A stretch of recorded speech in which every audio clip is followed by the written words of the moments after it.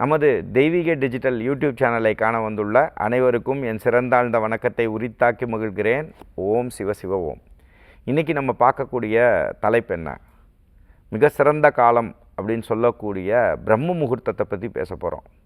அப்போது ஒரு இருள் போகணும் அப்படின்னு சொன்னால் என்ன பண்ணணும்? வெளிச்சம் வரணும். அப்போ நம்ம உயர்வான சனாதன தர்மமான ஹிந்து தர்மத்தை அதில் நம்ம சொல்லக்கூடியது என்ன? விளக்கேற்றுதல். அப்போ அந்த விளக்கேற்றுதல் மூலமாக நமக்கு கிடைக்கக்கூடிய நற்பலன்களை பற்றியும் இதில் நம்ம டீட்டெயிலாக பேச போகிறோம். பிரம்ம முகூர்த்தங்கிறது சாதாரண விஷயம் கிடையாது அன்பார்ந்த நேயர்களே. இப்போ சில பேர்லாம் சும்மா சொல்லுவாங்க, ஏங்க இதெல்லாம் நீங்கள் எந்திரிச்சு என்னங்க நல்லா தூங்குங்க, அதாங்க நல்லது அப்படிம்பாங்க. பிரம்ம முகூர்த்தத்தில் இருந்து ஜெயிச்ச அன்பார்ந்த நேயர்கள் கீழே டைப் பண்ணுங்கள். இது நீங்கள் செய்கிறதும் உங்களுக்கு வந்து புண்ணியம் வந்து சேரும். ஏன் நான் சொல்கிறேன்னா, அந்த காலங்களில் நமக்காக அந்த பிரம்ம முகூர்த்த நேரத்தை ஏன் வச்சாங்க அப்படின்னா, இது நீங்கள் சுவாமி அப்படின்னு நினைக்கிறத விட தேவர்கள் அப்படின்னு நினைக்கிறத விட, தேவர்கள் வந்தாங்களா அப்படின்னா பக்தியில் ரொம்ப ஸ்ரத்தையாக இருக்கிறவங்க அதை நம்புவாங்க. சில பேர் என்ன சொல்லுவாங்க, அதை காஸ்மோரேஸ்ன்னு சொல்லுவாங்க. இன்றைக்கி அவங்க சயின்டிஃபிக்காக பேசுகிறவங்க என்ன சொல்லுவாங்க, அந்த டயத்தில் ஒரு எனர்ஜி வரும், அதில் ஒரு பாசிட்டிவ் எனர்ஜி வரும், அந்த டயத்தில் உங்களுக்கு சூப்பர் நேச்சுரல் திங்ஸ் கிடைக்கும், அதேமாதிரி பீட்டா காமாலாம் உங்களுக்கு வேலை செய்யும் அப்படிம்பாங்க. எது வேணால் இருக்கட்டுங்க, சரிங்களா? அது நீங்கள் சயின்ஸாக பேசினா சயின்ஸுன்னு வச்சுக்கோங்க, பக்தின்னு சொன்னால் பக்தின்னு நினச்சிக்கோங்க, எவ்ரி திங் இஸ் ஓகே. ஆனால் அந்த டயத்தில் எந்திரிச்சிருங்க. அப்போ அந்த டயத்தில் எந்திரிச்சிட்டு நீங்கள் அடுத்த கேள்வி வரும், நான் குளிக்கணுமா அப்படின்னு கேட்டால், குளிச்சிங்கன்னா நல்லது. குளிச்சிங்கன்னா உங்களுக்கு ஒரு ரெஃப்ரெஷ்மெண்ட் கிடைக்கும், சரிங்களா? குளிச்சுக்கோங்க. அப்போ குளிச்சுட்டு நீங்கள் என்ன பண்ணலாம், மனசார இந்த பிரம்ம முகூர்த்த நேரத்தில் ஃபஸ்ட்டு விளக்கேற்றணும் அப்படின்னு நினச்சிட்டிங்கன்னா, நான் உங்களுக்கு அன்பாக சொல்கிறேனே, ஃபஸ்ட்டு நமக்கு இந்த மாதிரி தோஷங்கள்ங்கிறது இதெல்லாம் நீங்கள் கொஞ்சம் பக்தியாக இருக்கவங்களுக்கு தெரியும். அது சஞ்சித கர்மான்னு ஒன்று இருக்குது, பிராரப்த கர்மான்னு ஒன்று இருக்குது, ஆகமி கர்மான்னு ஒன்று இருக்குது. அப்படின்னா சஞ்சித கர்மானா போன ஜென்மத்தில் ஒரு சில கணக்குகள் இருந்ததுன்னா அதோட பின்தொடர்ச்சி தான் நம்ம இன்றைக்கி எல்லாருமே இங்கே இருக்கோம். அப்போ பிராரப்த கர்மானா என்ன? இந்த ஜென்மத்தில் இருக்கக்கூடிய வாழ்க்கைன்னு சொல்லப்படுது. ஆன்மாவை எரிக்கவோ புதைக்கவோ முடியாது, புரிஞ்சுக்கணும். அப்போது the soul cannot be buried or burnt, ஓகேவா? அப்படிங்கும் போது அந்த ஆன்மா ஆன்மாவுக்குன்னு சில சக்திகள் கொடுக்கக்கூடிய அற்புதமான நேரம் தான் பிரம்ம முகூர்த்த நேரம். அப்போ அந்த பிரம்ம முகூர்த்த நேரத்தில் நீங்கள் என்ன பண்ணலாம், அப்போ அந்த தோஷங்கள்லாம் நிறைய குடும்பத்தில் இருக்குதுன்னு சொல்கிறாங்க அப்படின்னா, ஜோதிட ரீதியாக சொல்கிறாங்கன்னா, தயவு செஞ்சு செக்காட்டின நல்லெண்ணெய், உங்கள் வீட்டு பக்கத்துலேயே எத்தனையோ பேர் செக்கு ஆலைகள்லாம் வச்சுருப்பாங்க பாருங்கள், அவங்கெல்லாம் தான் சுதேசினா வேணும் நம்ம ஆளுங்க. அதனால் ஆன்லைனில் போடுறதெல்லாம் விட்டுட்டு அதை நீங்கள் பக்கத்தில் இருக்கக்கூடிய செக்காட்டின வச்சுருக்கக்கூடிய நம்மளெல்லாம் நம்பி தொழில் பண்ணக்கூடிய அன்பர்களுக்கு கொஞ்சம் போய் ஹெல்ப் பண்ணுவோமே. அப்போ அவங்கள்ட்ட போய் ஒரு செக்கு எண்ணெயை வாங்கி நல்லெண்ணெயை வாங்கிக்கோங்க. அதோடு சேர்த்து சுபிச்சமும் வேணும்லவா, கொஞ்சம் பக்கத்துலேயே இருக்கக்கூடிய யாராவது நெய் கடை வச்சுருக்காங்கன்னா நல்ல நாட்டு பசு நெய் இருக்கான்னு கேட்டுக்கோங்க. நாட்டு பசு நெய் கிடச்சிதுன்னா நீங்கள் அது நன்மை இல்லை அப்படின்னு சொன்னால் இதில் பண்ணுங்கள். இந்த ஆன்லைன் பர்ச்சேஸ் எல்லாம் கூட நம்ம பக்கத்து வீட்டுக்காரங்க ஏற்று வீட்டுக்காரங்க கடை வச்சுருந்தாங்கன்னா அவங்கள்ட்ட போய் கொஞ்சம் நெய்யை வாங்கிக்கிறது, அதோட நல்லெண்ணெயை கலந்துட்டு கார்த்தால நேரத்தில் நீங்கள் என்ன பண்ணுங்கள், பஞ்சு திரியில் ஏற்ற முடிஞ்சால் பஞ்சு திரியில் ஏற்றுங்க. அது இல்லை அப்படின்னா நூல் திரியில் ஏற்ற முடிஞ்சால் ஏற்றுங்க. தாமரை திரியில் ஏற்ற முடிஞ்சதுன்னா தாமரை திரியில் ஏற்றுங்க. இந்த மாதிரி 3 விஷயங்கள் செஞ்சுக்கோங்க. அதில் 9 எண்ணெய் கலந்தது, 15 எண்ணெய் கலந்தது, இதெல்லாம் தயவு செஞ்சு கெமிக்கல் ப்ராசஸ்ட், புரிஞ்சுக்கணும், சரிங்களா? இதெல்லாம் விட இல்லை நான் 7 தீபம் தான் ஏற்றுவேன் அப்படின்னா, அந்தந்த எண்ணெய்கள் என்னென்ன எண்ணெய்களோ அந்த எண்ணெய்களை நீங்களே செக்காலையில் போய் வாங்கி அதை கலந்து பண்ணுங்கள். இதெல்லாம் விட கார்த்தால நேரத்தில் பிரம்ம முகூர்த்தத்தில் ஏற்ற வேண்டியதுன்னு சொல்லப்படுறது என்ன? பசு நெய்யும் அதே மாதிரி இந்த இதுவும், தட் இஸ் லைக் நம்மளுடைய நல்லெண்ணெயும். அப்போ இது ரெண்டையும் சேர்க்கும்போது தோஷமும் போய் சுபிட்சமும் வருதுன்னு சொல்லப்படுது.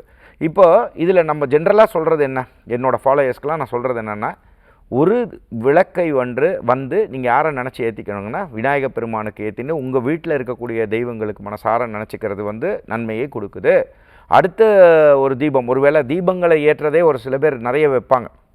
இப்போ காலையில் நம்ம வீட்டிலலாம் பார்த்திங்கன்னா நிறைய தீபங்கள் ஏற்றுவோம். அப்படிங்கும்போது ஒருவேளை உங்களுக்கு இன்னொரு தீபம் ஏற்றணும் அப்படின்னு நினச்சிங்கன்னா 100% உங்களுடைய மூதாதையர்களையும் மனதார நினைத்து, உங்கள் குல தெய்வங்களையும் மனதார நினைத்து நீங்கள் விளக்கி ஏற்றுங்கள். அடுத்தது பார்த்திங்கன்னா, உங்கள் குடும்பத்திலேயே எடுத்திங்கன்னா உங்களுக்கு எல்லாருக்குமே தெரிஞ்சிருக்கும், இதை பக்தியாக இருக்கவங்களுக்கு தெரியும், உங்களுடைய சுயஜாதகத்தில் சுயஜாதகத்தில் சொல்லியிருப்பாங்க. என்ன சொல்லியிருப்பாங்க, உங்கள் தெய்வங்கள் வந்து இந்தந்த தெய்வங்கள் உங்களை காப்பாற்றுது. கண்டிப்பாக உங்கள் வீட்டில் 3 பேர் இருந்தாலும் 100% நீங்கள் அஸ்ட்ராலஜரை போய் பார்த்துருந்தீங்கன்னா இந்தந்த தெய்வங்கள் உங்களை காப்பாற்றுதுன்னு சொல்லுவாங்க. இந்த தெய்வங்களுக்காக நீங்கள் மனசார நினச்சிக்கலாம். இல்லை உங்கள் வீட்டுக்கான தெய்வம் சில பேர் வீட்டில் இருக்கும். அப்போ அந்த தெய்வங்கள் இஷ்ட தெய்வம்னு சொல்லுவோம். அந்த இஷ்ட தெய்வங்களை மனதார நினைத்து அந்த விளக்கை ஏற்றலாம். சரிங்களா? தயவு செஞ்சு பாசமாக சொல்கிறது என்னென்னா, இது எங்களோட தாந்திரிக ரீதியாக மலையாள ரீதியாக சொல்கிறது என்னென்னா, கிரகங்களை வீட்டில் வச்சு வழிபடக்கூடாது. நல்லா புரிஞ்சுக்கணும். எந்த கோயில்லையும் நல்லா புரிஞ்சுக்கணும், எந்த கோயில்லையும் கிரகங்களுக்காக நவகிரகங்களுக்காக மூலஸ்தானம் கிடையாது. அப்போ நீங்கள் என்ன பண்ணக்கூடாது, இந்த மாதிரி பிரச்சனை இருக்குது, கிரகங்கள் ரீதியாக ஒரு அஸ்ட்ராலஜரை போய் பார்க்குறீங்க.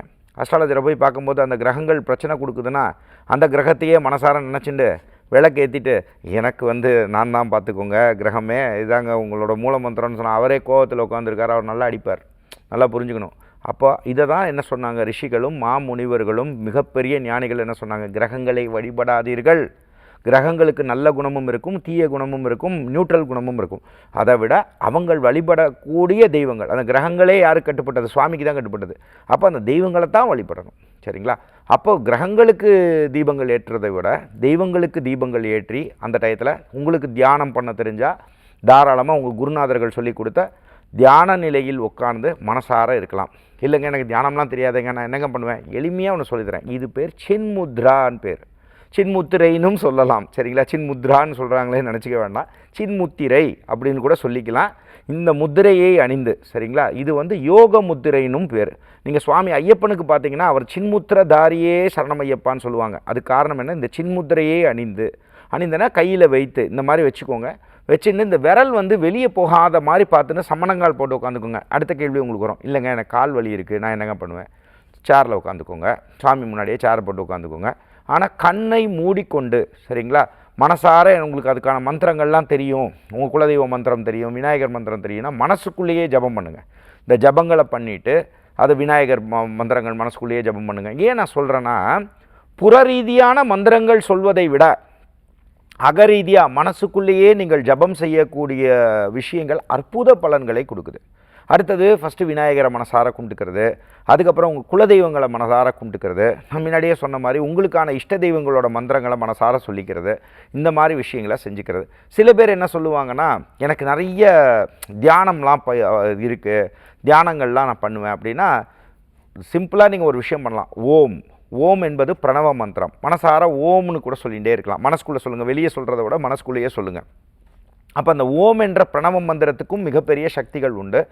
அந்த மந்திரத்தை ஓம்னு சொல்லலாம். அந்த மந்திரங்களை ஓம் ஓம் ஓம்னு மனசார சொல்லிகிட்டே வரலாம்.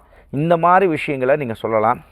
இது இல்லாமல் நீங்கள் ஒருவேளை சிவபார்வதியை மனசார நினைக்கிறீங்க அப்படின்னு சொன்னால், சிவம் காக்கும் சிவம் வெல்லும் அப்படின்னு மனசார மந்திரத்துக்குள்ளே சொல்லிகிட்டே நீங்கள் இந்த சின்முத்திரை அணிந்து கண்ணை மூடிக்கொண்டு இந்த ஜபங்கள் செஞ்சு இந்த மாதிரி விஷயங்கள் செய்யும் பொழுது நினைத்து பார்க்காத அளவில் உங்கள் வீட்டில் நிறைய மாற்றங்கள் வரும்.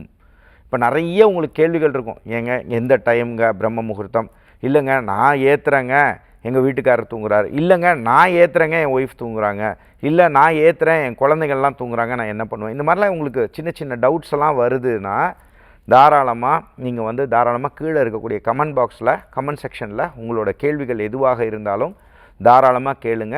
எனக்கு தெரிஞ்ச விஷயங்களை நான் ஃப்ரீ டைமாக இருக்கும்போது இதை நான் ஃபாலோ பண்ணுவேன். இந்த வீடியோஸை பண்ணும்போது நான் உங்களுக்கான கமெண்ட் பாக்ஸ் வந்து நான் உங்களுக்கு கமெண்ட்டில் வந்து நீங்கள் கொடுக்கக்கூடிய இதை வந்து நான் ரிப்ளை பண்ணுறேன் நண்பர்களே.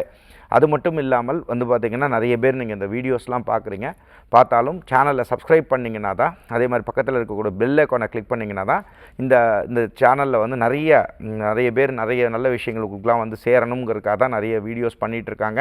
அதுவும் உங்களுக்கு தொடர்ந்து வந்து சேரும் நண்பர்களே. ஒருவேளை இந்த வீடியோ உங்களுக்கு பிடிச்சிருந்ததுன்னா உங்கள் ஃப்ரெண்ட்ஸுக்கு ஷேர் பண்ணுங்கள், லைக் பண்ணுங்கள். அது மட்டும் இல்லாமல் இந்த சேனலை சப்ஸ்கிரைப் பண்ணிக்கோங்க நண்பர்களே. அடுத்த நிகழ்ச்சியில் உங்களை சந்திக்கும் வரை உங்களிடமிருந்து வணக்கம் கூறி விடைபெறுவது உங்கள் விஜய் சேத்து நாராயணன். நன்றி, வணக்கம். ஓம் சிவ சிவ ஓம்.